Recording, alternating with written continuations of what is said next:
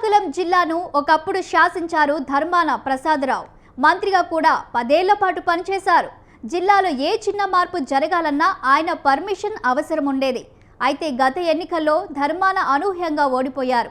అందుకు కారణం జగనే అని ఆయన ఆరోపించారు.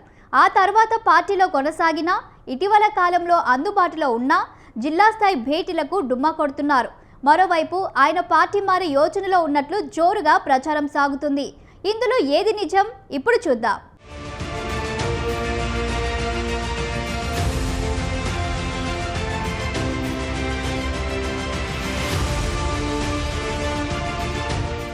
మాజీ మంత్రి శ్రీకాకుళం జిల్లాకు చెందిన సీనియర్ వైసీపీ నేత ధర్మాన ప్రసాదరావు తీరు చర్చనీయాంశమవుతోంది.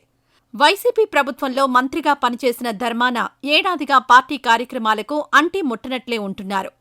ఆయన సోదరుడు మాజీ ఉప ముఖ్యమంత్రి ధర్మాన కృష్ణదాస్ పార్టీ కార్యక్రమాల్లో చురుగ్గా పాల్గొంటున్నప్పటికీ ధర్మాన ప్రసాదరావు మాత్రం ఎక్కడా కనిపించడం లేదు. తాజాగా శ్రీకాకుళంలో నిర్వహించిన వైసీపీ జిల్లా సమావేశానికి ధర్మాన ప్రసాదరావు డుమ్మా కొట్టారు. దీంతో ధర్మాన గైర్హాజరుపై పెద్ద ఎత్తున చర్చ జరుగుతోంది.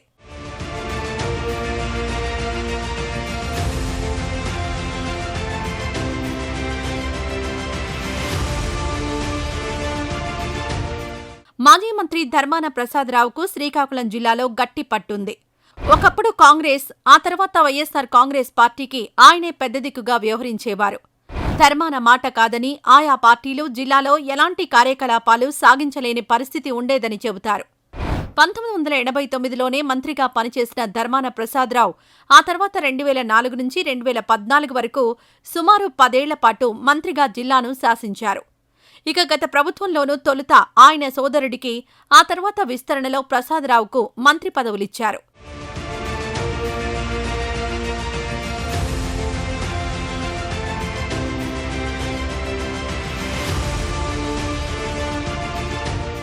జిల్లాలో సీనియర్ నేత ధర్మాన పార్టీ కష్టకాలంలో ముందుండి నడిపించాల్సి ఉండగా ఏడాదిగా ఆయన నిస్తేజంగా మారిపోయారు.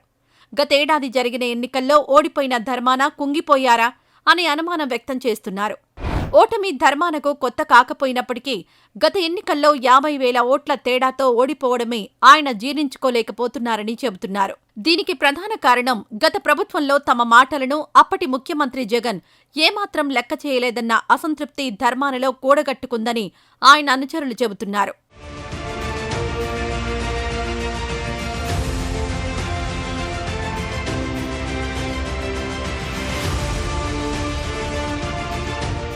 తాము ఓడిపోవడానికి జగన్ విధానాలే కారణమన్న భావనలో ఉన్న మాజీ మంత్రి ధర్మాన వాటిని సరిచేసుకోకుండా ప్రజల్లోకి వెళ్లడం వృధా ప్రయాస అనే అభిప్రాయంతో ఉన్నట్లు చెబుతున్నారని ప్రచారం జరుగుతోంది. ఈ కారణంగానే ఆయన ఏడాదిగా పార్టీ కార్యక్రమాలకు హాజరు కావడం లేదు.